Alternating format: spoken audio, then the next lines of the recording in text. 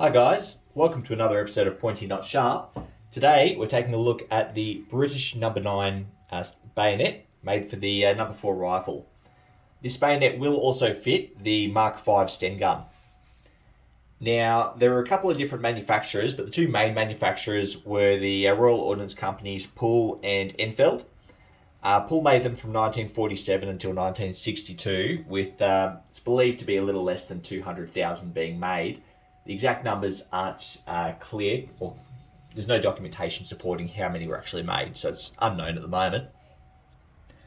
Then Enfield took over production in 1949, and they kept making them until about 1956, and they had a further 10,000 made in 1962. So in total, Enfield made about 377,000, but again, the documentation is incomplete, so there's probably more because there's a couple of years missing from what I've been able to find in Scannington's British and Commonwealth Bayonets book. I'll pull it out actually so we can have a quick look.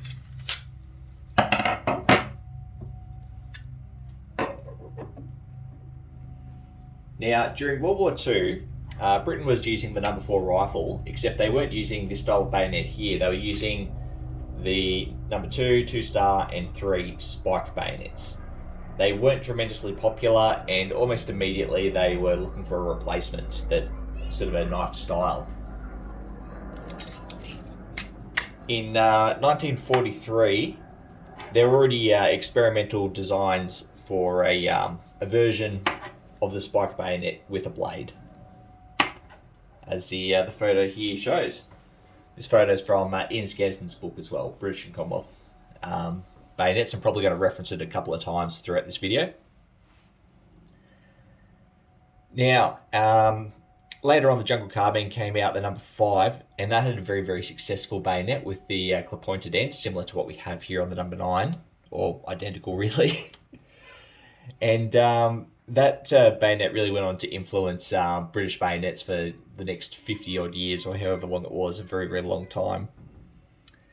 In 1947, the number 7 bayonet was approved, which is this one here.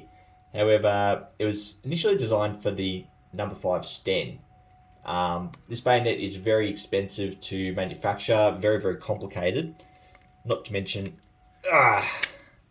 it had issues with being functional. So I've got another video on that. Check it out if you want to know what those issues are. It's quite interesting, actually. Put that away.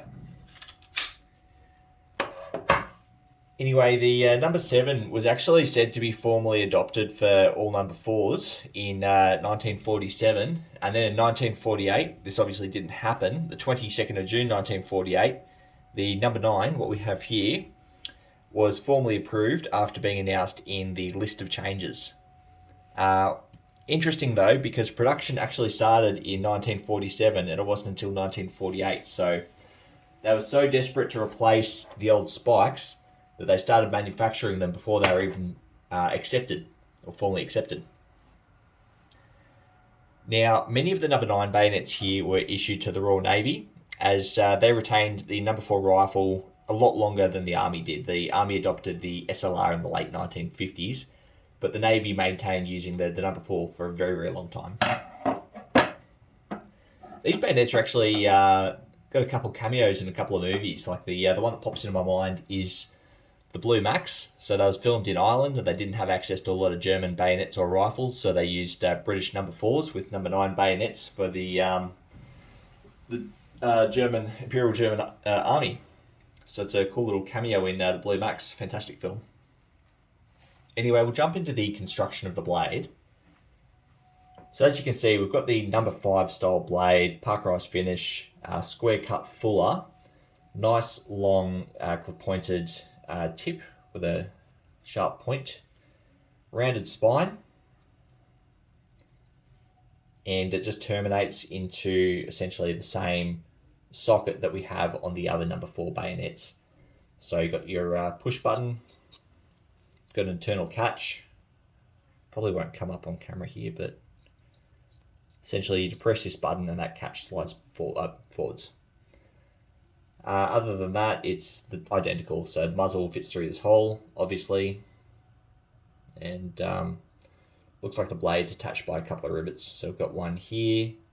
I assume it's the same as the others, or it has one up here as well. It does, I can just make it out. So 2 rivets. As for the scabbard, it's identical to the number 5 scabbards. It's the exact same scabbard that was used for the number 7s as well. And I believe the same style scabbard went on for the L1A3s, L1A4s. Australia used a very, very similar pattern for the L1A2s. So it's a scabbard that just kept giving and giving. Actually, the throat piece here is actually made out of brass, but it's been painted over. You can't see. This one's in fantastic condition. Pop that down. Now, as for markings, I'll go into the other manufacturers. So, as I said, the 2 big manufacturers were Poole and Enfield. There were 3 other smaller manufacturers. I'll get into them shortly, as well as versions of this bayonet that were made in both South Africa and Pakistan. The South African version, I already have a video. Feel free to have a look at that if you're curious. In Pakistan, when I get my hands on one of those, I'll do a separate video because they're distinct enough that I think they deserve their own explanation. But I'll jump into markings, and I'll go through the other 3 manufacturers as I get to them. So this one here was manufactured by Poole in 1949, if that will focus. There we go. And the Poole manufactured bayonets will have a P within a circle followed by the date, in this case 1949. This one has a couple of other markings. I'm not certain exactly what they mean. I've got a G5 here on the side of the shoulder. And then down here I've got P15 and P20. I'm not certain what those mean. And I can't see any markings whatsoever on the scabbard. So those are the markings you'll find on the Poole ones, and they'll either be P within a circle with the year of manufacture, so 1947 to 1949. This is the last year of manufacture for Poole. The Enfield ones will have the Enfield mark, which is an E and a D put together, as you can see here in this photo. And that will be followed by the date of manufacture to the last 2 numbers. So it'll be 49 to 56 or even 62, depending if it's that final batch of 10,000. Now, the 3 other manufacturers made them in much smaller numbers, and the dates that they made them are very, very unclear. There's not a terrible lot of information out there. But the first one is G. Buggins and Company Limited from Reddith. I don't have an example of their markings, nor do I know what they look like. Ian Scanson's book didn't have any information in it, and I haven't found any photos online either, other than that they are out there. So if you know what their markings are, feel free to comment below. I'd love to hear from you because I don't have a clue. The second manufacturer is Francis and Barnett Limited of Coventry. And the marking you'll find is M49, and that will also be on the shoulder, the same place as Poole. I should probably have pointed out the Enfield marking will be on the side of the frame, down here. I'm not sure which side, but one of the 2 sides. While all the other markings are on the shoulder, up here. And the final manufacturer is Byfords Limited of West Bromwich. And their marking is M50. And they'll also have an E on the ricasso, on the blade. So these bayonets were kept in service until they were pretty much replaced by the SLR and the SLR series of bayonets.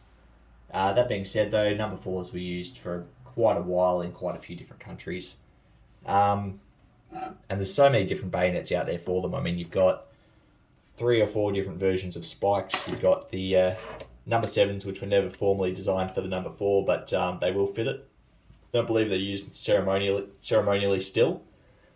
Saw number 7s in use on the Queen's Jubilee Parade just the other day. And of course the number 9 and the different variations of number 9 being the Pakistani and the South African. Anyway guys, if you've got any further information or if I've missed anything or made any grievous errors, please feel free to comment below. Thanks for watching.